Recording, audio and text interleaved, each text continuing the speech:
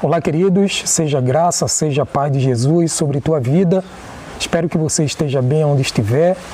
Falando ainda sobre as reflexões que estamos fazendo a respeito de temperamento, hoje, sexta-feira, estaremos aí dando continuidade, falando aí sobre aquilo que somos e aquilo que montamos, aquilo que construímos ao longo da vida.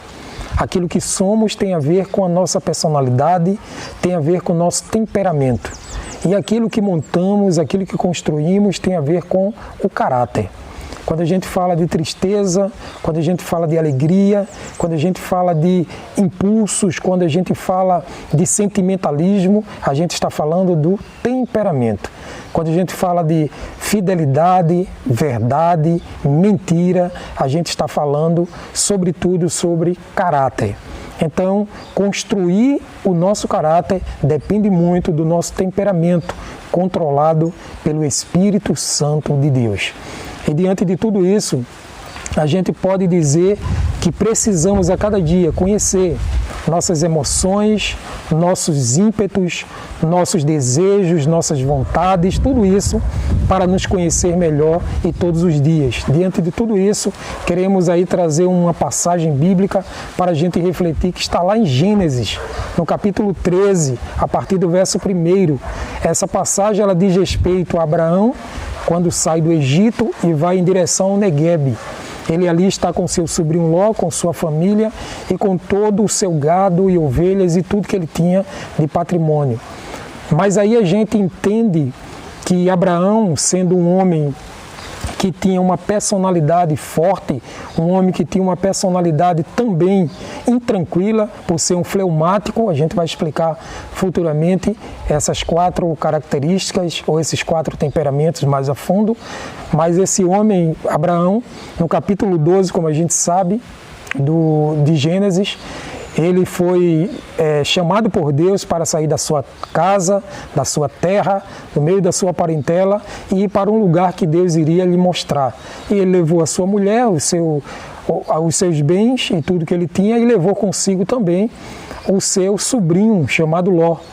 E no capítulo 13 a gente encontra ali algumas situações que tratavam exatamente de personalidade, como lidar com os ímpetos, as personalidades, as ações e as emoções diante de fatos como esse que aconteceu com Abraão. Eu gostaria de ler aqui com vocês no capítulo de número 13, versículo de número 1, diz assim: Saiu, pois, Abraão do Egito para o Neguebe, ele e sua mulher e tudo que tinha, e Ló com ele. Era Abraão muito rico, possuía gado, prata e possuía ouro.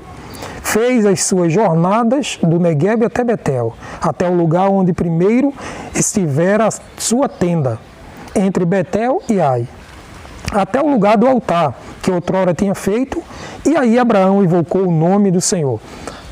Nesse versículo 4 a gente vê que é uma atitude plenamente correta, apresentar ao Senhor tudo que tinha diante do Senhor, a sua oferta como cheiro suave às narinas do Senhor. Então, aparentemente estava tudo ok, mas do verso 5 em diante, a gente começa a perceber que houve um conflito entre os pastores de Ló e os pastores de Abraão. Então, do verso 5 em diante, olha o que está escrito. Ló, que ia com Abraão, também tinha rebanho, gado e tendas. E a terra não podia sustentá-los para que habitassem juntos, porque eram muitos os seus bens, de sorte que não podiam habitar um na companhia do outro. O verso 7, houve contenda entre os pastores do gado de Abraão e os pastores do gado de Ló. Nesse tempo, os cananeus e os ferezeus habitavam essa terra. Então, pelo menos aí encontramos 3 conflitos. O primeiro conflito que a gente pode trazer à tona aqui é que Abraão cresceu e Ló também cresceu. E o que é que tinha aí de errado? Nenhum problema diante dessa situação. Só que eles eram nômades, eles viviam de terra em terra porque não tinham sua própria terra. Então eles andavam de lugares em lugares tentando encontrar pastos e água para os seus animais e para eles. E com isso, cada momento que eles saíam, tinham que sair para algum lugar, 2 famílias, 2 propriedades, 2 riquezas distintas de pessoas diferentes não tinha como se manter as duas famílias, e aí surgiu o segundo problema, que é consequência dessa primeira. Os pastores de Ló tiveram problemas, conflitos com os pastores de Abraão. Isso aí tem a ver também com temperamentos. O temperamento, quando é muito aguçado, quando é muito impetuoso, existem conflitos também com aqueles outros que são da mesma categoria, e a gente pode dizer que diante de tudo isso existiu dois problemas, dois conflitos. E o terceiro deles, a gente pode dizer aí que está no final do verso 7. Nesse tempo existiam cananeus e fariseus que habitavam essa terra. Não só tinha naquela região, naquelas regiões que Abraão e Ló estavam residindo, apenas eles dois, ou apenas as duas famílias. Existiam outros povos que concorriam os pastos, que concorriam as águas, que concorriam todos os bens naturais que a terra estava produzindo. Então, a gente observa que problemas, conflitos surgirão em todos os lugares, em todas as épocas, em todos os instantes de nossas vidas. O elementar que a gente precisa tirar para nossas vidas é como lidaremos com todos esses conflitos. Qual será a nossa reação diante de todos esses conflitos? O que teremos em nós como vontade diante de todos esses conflitos? As nossas emoções serão predominantes ou a vontade de Deus será predominante? Então, isso são lições que a gente precisa tomar para nós. A gente observa que Abraão já tinha saído do Egito e ele estava crescendo muito lá no Egito, e Faraó percebeu o seu crescimento e disse que não era para ele continuar naquela terra. E por isso ele saiu à procura de uma outra terra, de um outro local, para cuidar do seu pasto, cuidar de sua família. Então, o que é que podemos aí trazer para nós como lição? Primeiro, obedecer a Deus sobre todas as coisas é importante. Talvez Abraão teria resolvido ou minimizado esse conflito, né? Se por acaso no capítulo 12, quando ele recebeu aquele chamado do Senhor, sai da tua casa, sai da tua terra, sai do meio da tua parentela e vai para um lugar que eu hei de te mostrar. Talvez ele tivesse acabado com esse conflito, esse problema de não saber mais para onde ir, pedir para que Ló escolhesse para onde deveria ir. E segundo, a gente precisa também entender que Deus está na direção de todas as coisas. Apesar de nós tomarmos, às vezes, decisões precipitadas, decisões fora da vontade de Deus, Deus ainda continua sendo fiel para conosco. E em terceiro lugar, que a gente precisa entender que todas as coisas contribuem para o bem daqueles que amam ao Senhor. Apesar de todas as coisas que podem sobrevir, Deus está cuidando de nós em todos os lugares, em todos os momentos de nossas vidas. Portanto, irmãos, nesse dia é importante todas as decisões que você tomar, todas as decisões que você tentar realizar, lembre-se, antes consulte ao Senhor, peça direção ao Espírito Santo e peça a Ele orientação para não tomar decisões precipitadas.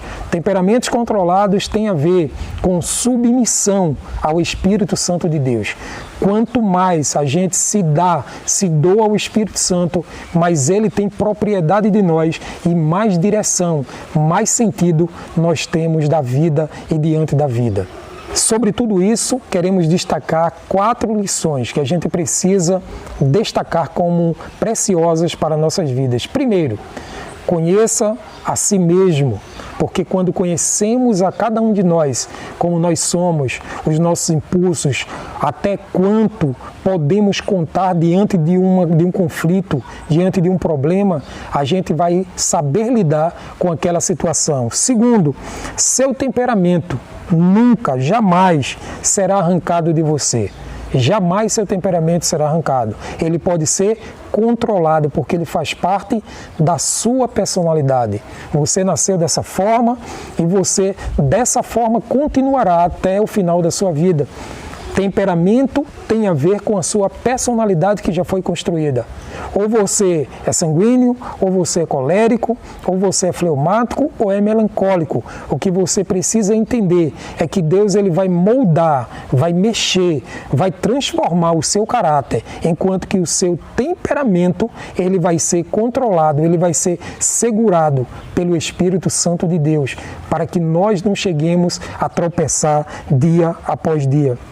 O controle, terceiro, o controle do temperamento nos faz estável. Quando nós estamos controlados pelo Espírito Santo, nós somos controlados, nós somos estáveis, nós temos equilíbrio em tudo aquilo que fazemos.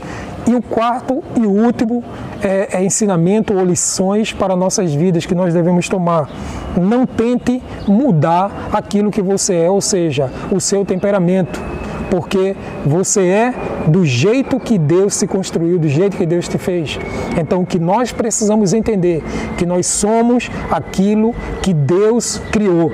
Nós somos criaturas e feituras do Senhor. Quando nós nos conhecemos a nós mesmos, conhecemos quem somos, o potencial que temos, as fraquezas que temos, e aí nós conseguimos domar os nossos ímpetos, as nossas vontades e as nossas emoções. Deus quer te usar da forma que você é, do jeito que Ele te criou, porque o Senhor te fez desta forma e Ele te conhece desse jeito. E Deus vai te usar com as ferramentas que você tem. Que este dia seja um dia maravilhoso para você, que esse dia seja um dia glorioso em tua vida e sobre tua família. Que o Senhor te abençoe então e te guarde. Que o Senhor faça resplandecer o seu rosto sobre ti e tenha misericórdia de ti. Que o Senhor sobre ti levante o seu rosto e te dê a paz.